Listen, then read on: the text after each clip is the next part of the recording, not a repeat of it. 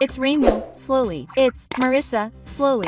Hey, Marissa, there's been talk recently about some big shots in China getting into trouble again. Oh, that's it. It's about the fact that the collection soldier faction is said to be on the verge of extinction. Okay, it seems that even the Chinese imperial system may have reached its limit. What happened to that collection soldier? Okay, this time I'll slowly explain the background to the disappearance of the collection soldier faction. Take your time. Hey, Marissa, I heard that China's Northern Party had a meeting again this year. Was there anything special this year? Oh, Reimu, I heard that this year's Northern Party meeting was a little different from usual. The Northern Party meeting is like a political summit where big shots from the Chinese Communist Party secretly gather. But this year, it seems that there were some sectarians who suddenly changed their attitude toward the collection soldier. Sectarians are retired big shots, right? What happened? The one who's getting a lot of attention is Hayako, a former big shot from the Glossy People faction. Up until now, they've been directing the collection soldiers, but this year they won't even acknowledge the collection soldiers' counter-proposal. And instead they're apparently insisting on a complete counter-proposal. Huh, so they've suddenly changed their minds? Why did that happen? There are various ways of looking at it, but one is that they were connected by a common cause and that relationship has broken down.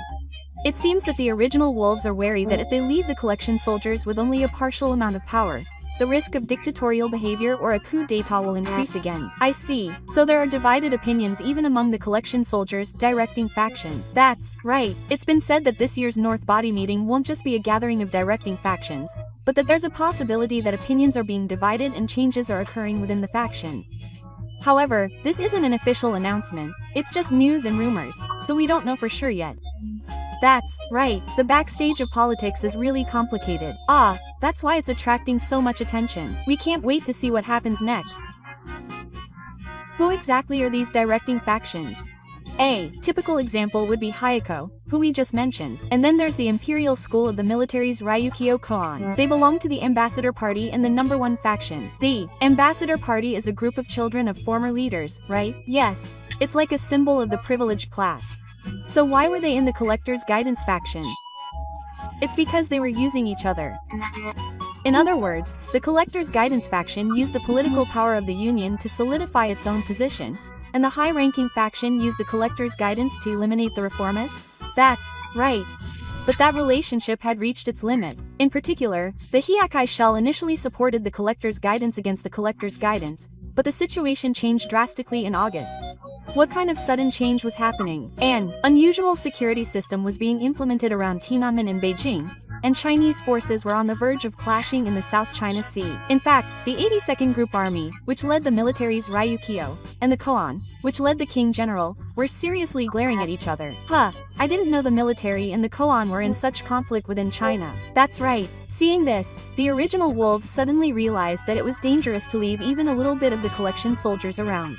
They had completely lost trust and value in the 1.5 circle faction from the instructions. Ah, that's right. If the beasts of intrigue decide that they themselves will be in danger if they get involved any further. And finally all of them have switched sides to demand the complete position, the Collection Soldiers Instruction Group may not even have a name left. It's literally annihilation. Not only have the forces that gave them instructions completely disappeared, but they've turned against them. It may be unique to China that the political map can be redrawn this drastically. But haven't the collection soldiers been firmly entrenched in one system all along? Why have they turned their backs on them now? Ah, that's it. On the surface, it seemed like they had supported them for many years, but in reality, it was just a matter of sharing the same interests. In other words, no one trusted the collection soldiers as individuals, they were just concerned with what they could gain from the system.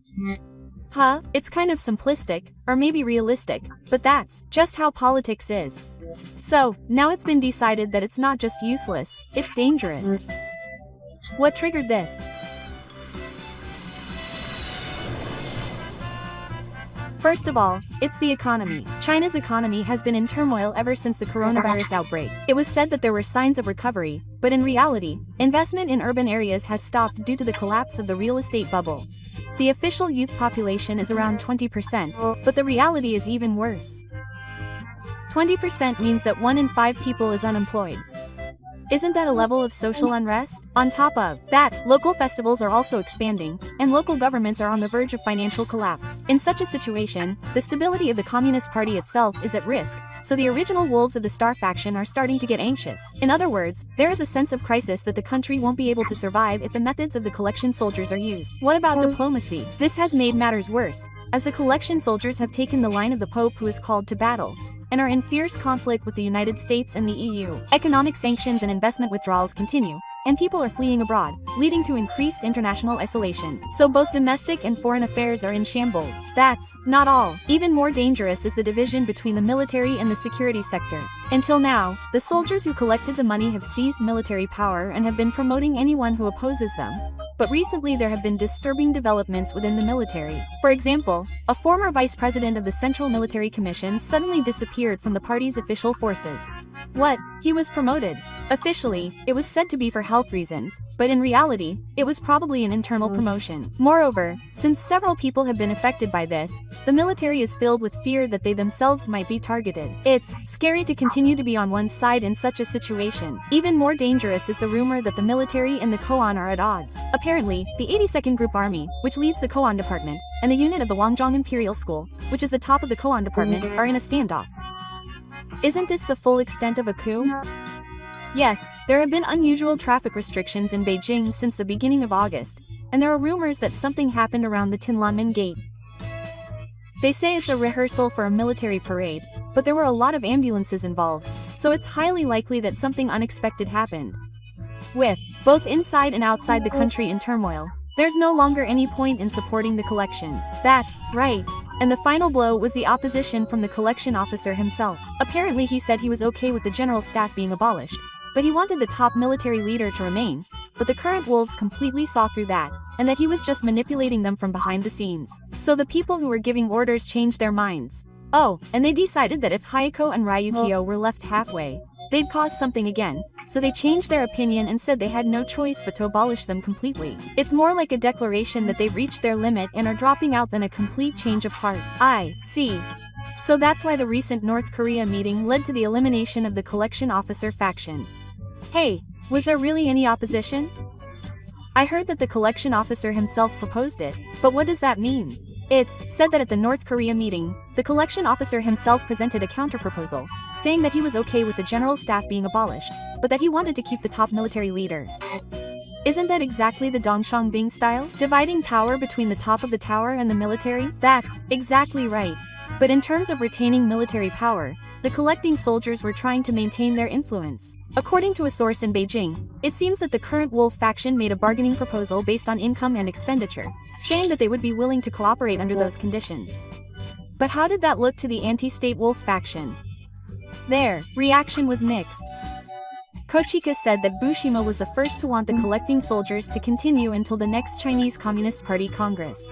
On the other hand, Ong Kaho and Yukio strongly insisted that the collecting soldiers should continue to operate in full force in the city. So, there were factions even among the original wolf factions?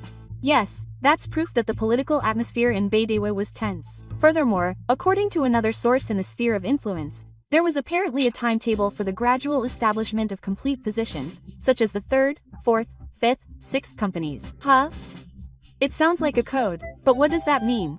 The Mountain Wolf faction began to hand over power. The recruits disappeared and continued to operate from the front lines. The term Gochuo Oroshi apparently means to let go of the experiment. It seems to mean that the 6th company will retire completely. Of course, this is just a rumor. It's quite dramatic. Furthermore, the timetable plan even talked about a plan to lower the general election and hand over the position of military commander to Yuri Yukio. Even if it was a plan for complete power, it's possible that they weren't satisfied with just opposing the throne and were moving forward with the full throne. That's why even the opposing proposal was criticized by the anti-Zhou faction as an attempt to manipulate things behind the scenes again, and in that case, the voices grew stronger that the only option was for him to abdicate completely. I see. However, I've heard that some people believe that the collection soldiers will never know, and it's true that there was also a strong opinion that he would never do a weak or even a counter-offensive in the same North body picture. Politicians really do negotiate behind the scenes. In summary, some people proposed opposing proposals, but due to the strong reactions of the original wolves, the proposals ultimately fell through and the trend toward full power became mainstream. Just watching such political dramas makes me want to keep going.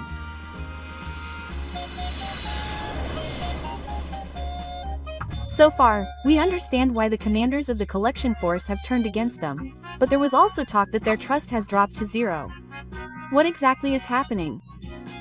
Internal movements that appear to indicate that trust has dropped to zero are emerging, mainly in the military planning department. What kind of internal movements are happening?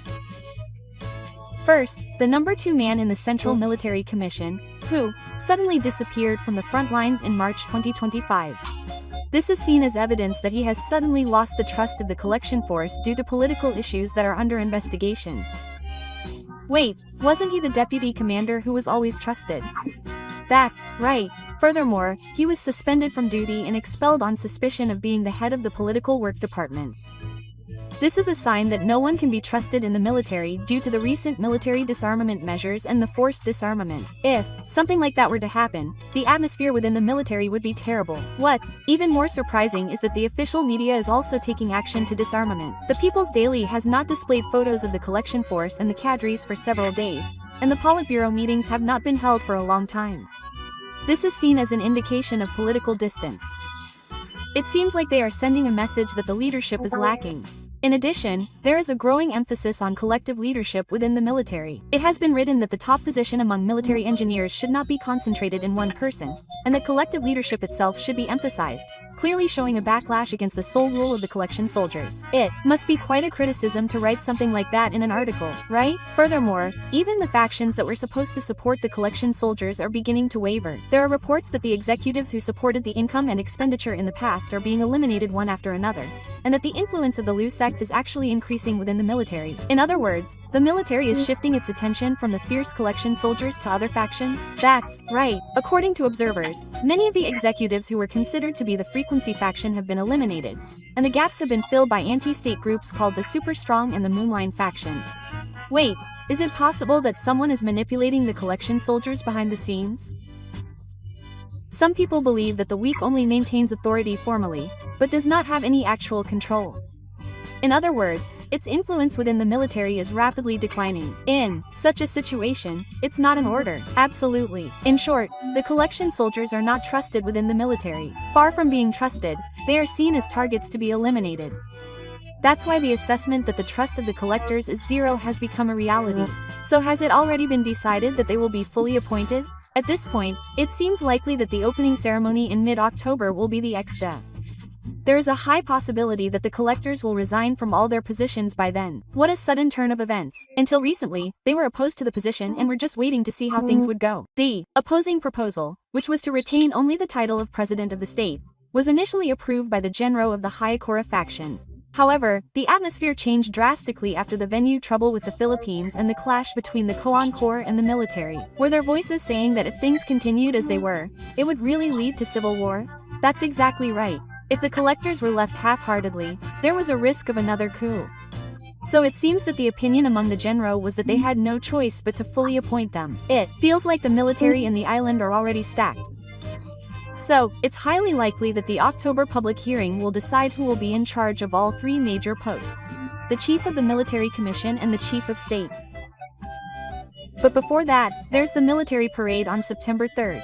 What will happen to that? There's a delicate atmosphere about whether or not it will be held. Originally, it was planned to be the last farewell ceremony for the Collector General to maintain his achievements, but recently there's been talk that it might be cancelled. Wait, does that mean that even the listing ceremony won't be allowed anymore? Yes. Even if it is held, it will probably be nothing more than a formality. It's said that the Super Ryukyu line religion is already taking control of the military. The times are really changing. The trend is for the Collector General, a single dictator, to be completely abandoned by both the military and the party. The public hearing will be a historic turning point in that.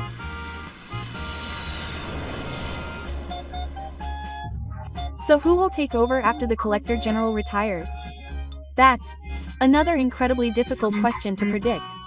There are several candidates at the moment, but each one seems to be on their own. For example, what kind of people are being promoted? First is Li Zhao. He is the current premier of the State Department and a practical figure in charge of the economy. He has close ties to the Collector's army, but on the contrary, he is viewed with caution as an extension of the Zhou faction. So it seems like he will continue the current line as is. Yes, there is a high possibility that he will be seen that way. It is said that the current atmosphere is anti-establishment, so Li Zhao's instructions will not spread easily. Another name that has been mentioned is Gu Ha. He is a reformist from the forced labor group and was originally seen as a potential leader, but he was demoted during the Collector's Army administration. It is quite a drama that someone who was demoted has been revived. Yes, however, his internal base is weak, so it remains to be seen whether he can gather the instructions of those around him. So the Collector's close aides are just like the temple.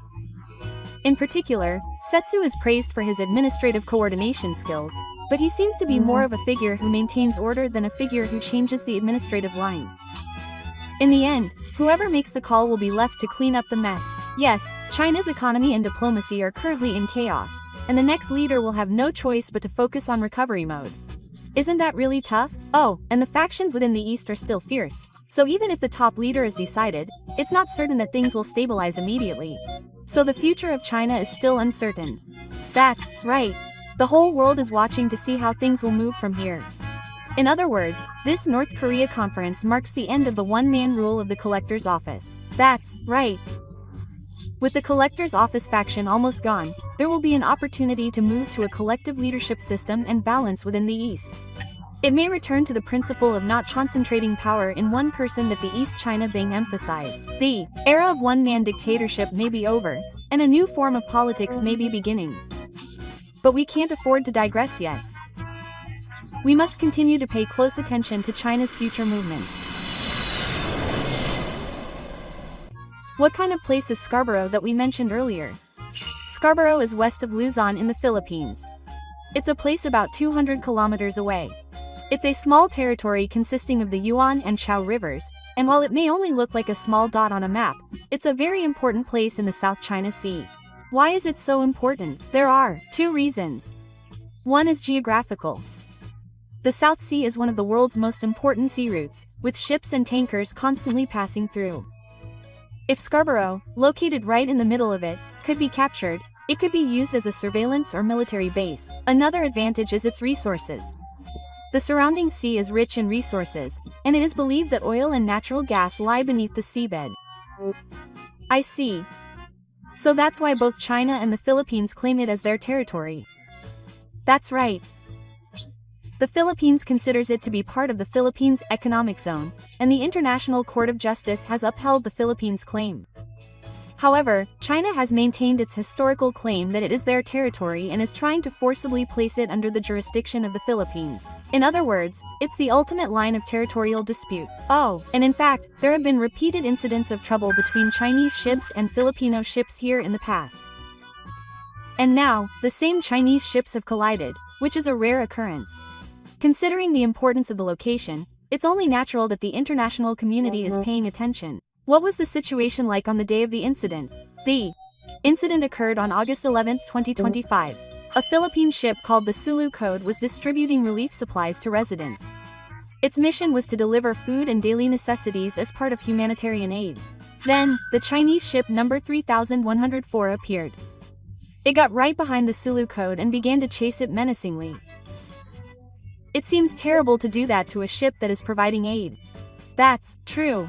According to reports, the number 3104 was moving quite close and blocking its path. It is believed that if it had continued like this, there was a high risk of a collision. What happened to the Sulu Code? It is said that it tried desperately to evade, but the ship it was fighting was a large ship designed for military use. It was unable to maneuver quickly, and tensions rose to an extreme level. In fact, it is said that there was a cameraman accompanying the ship at the scene, who was filming the whole thing. Wow, wasn't that just about to collide? That's the moment. A Chinese Navy destroyer suddenly cut in from the left. The destroyer got in front of the number 3104, and as a result, the two collided. The 3104 suffered major damage to its hull and sustained damage to its lower hull. In other words, it was stopped just before it rammed into the Philippine ship. That's how it turned out. The collision between the two Chinese ships prevented a direct collision with the Sulu ship. It was a relief for the Philippine ship, but a very frustrating development for the Chinese side. It was truly a moment of swift action. Just listening to it makes me break out in a sweat. Oh! The tension at the scene must have been considerable. It was a serious incident that couldn't be dismissed as a simple accident. So, what happened after the collision? First, the Chinese 3104 suffered major damage. The hull was severely damaged and became unusable. Unusable is quite a common occurrence for a ship. Oh, and it's in the middle of the South China Sea. It can't be repaired immediately. Even with emergency repairs, it would have been impossible to move without damage. The other hull wasn't unscathed either. There were large dents and scratches on the bottom, indicating that the impact was quite strong. Considering the size, the destroyer seems more durable, but it still couldn't avoid damage. The destroyer has a larger front end, but if it collides badly, it can suffer serious damage like this. Fortunately, it didn't sink, but it probably won't be able to make it back to school properly without repairs. So the scene was chaotic, wasn't it? That's right. The Chinese officer chasing the Filipino ship suddenly couldn't move, and another Chinese officer was damaged. People who witnessed the scene described it as being like a scene from a movie. What on earth happened in response to the collision? Well, that's the interesting part. In fact, the Philippine ship's Sulu code had offered to help the Chinese ship number 104. What, they were being chased right up until the last moment, weren't they? And yet they said they would help? That's right. They tried to lend a helping hand to a ship in trouble from a humanitarian standpoint. The crew of the Sulu code apparently called out that they would rescue them if necessary. Amazing. That was a truly knightly response. I think I would be too scared to say something like that. However, the Chinese side declined the offer. It's okay. It's been said that they rejected it as unnecessary. They probably wanted to avoid showing their pride and international standing by asking for help from other countries for the time of the infection. I see. If they accepted help, the fact that China's infection was helped by the Philippines would spread throughout the world. That's right. China has been maintaining its presence in the South China Sea, so they couldn't take any action that would show weakness. As a result, they didn't accept the rescue offer and decided to investigate the time and deal with the situation on their own later. But the fact that that information exists means that the Philippines' offer itself was widely known. It doesn't have a big impact on their image. Even though they are in conflict with the country, they said they would help if they were in trouble. I think that helped improve the Philippines' image. While they showed a responsive response, China's refusal attracted attention as prioritizing face. This evacuation must have left a strong impression internationally. I see. So each country's stance was clearly revealed by a single exchange at the venue.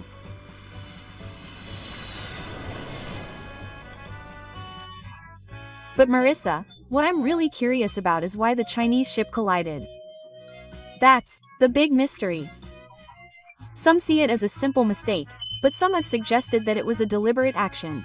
Deliberate? What does that mean?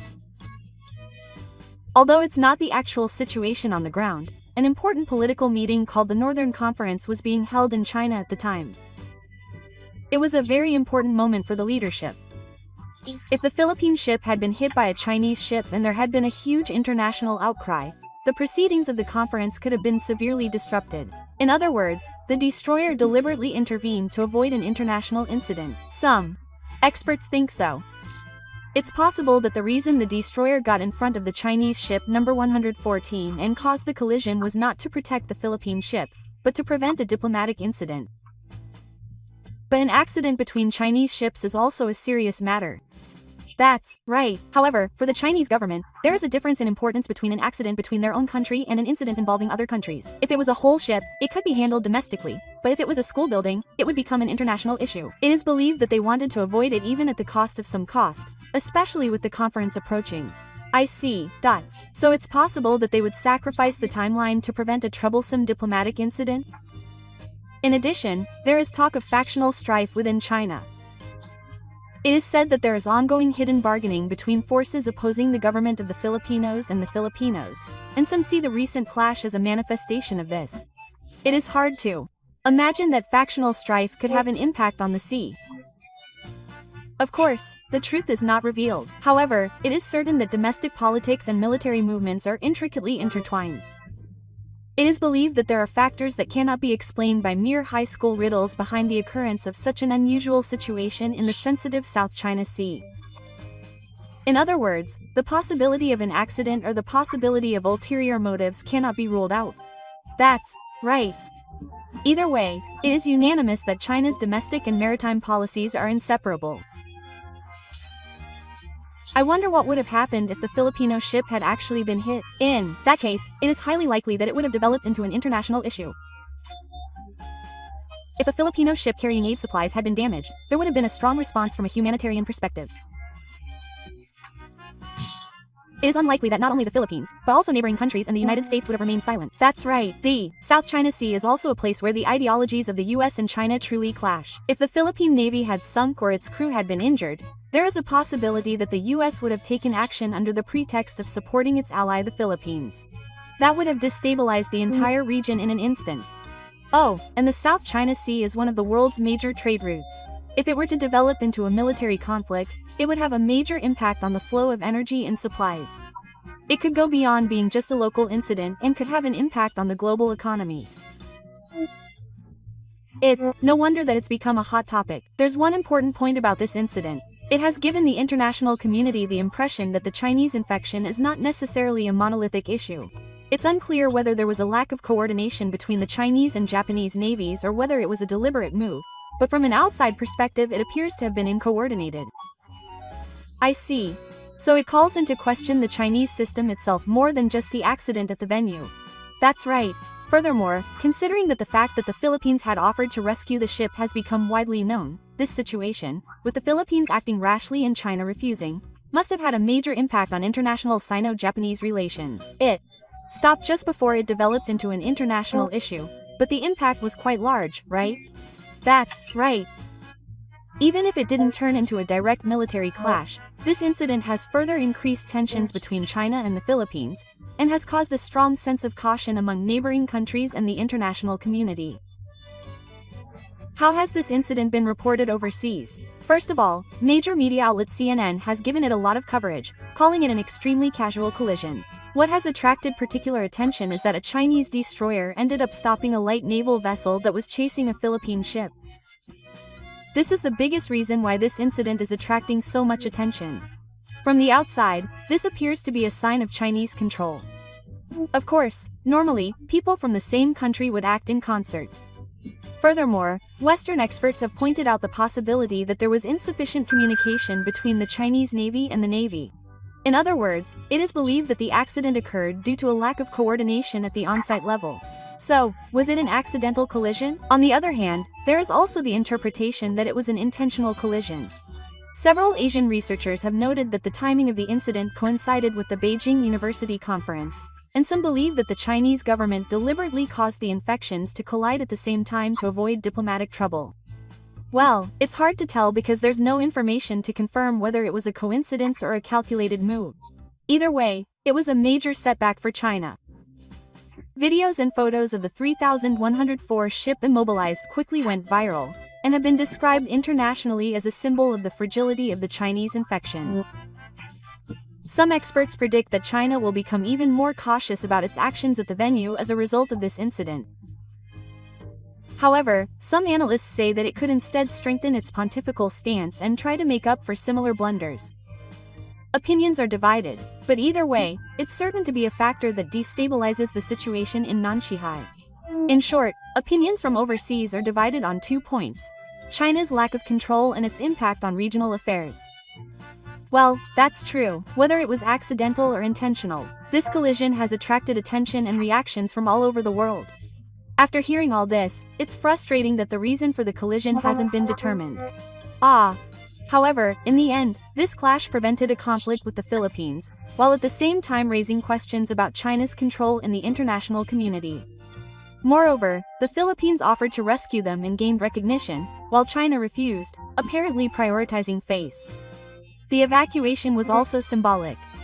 In other words, while this clash may have appeared to be an accident, there were complex political and diplomatic international relations in the background. We will need to continue to pay close attention to developments in the China Sea. That's all for the explanation. Was it easy to understand? So, if you enjoyed this video, please subscribe to the channel. Thank you for watching. Please come back again and relax.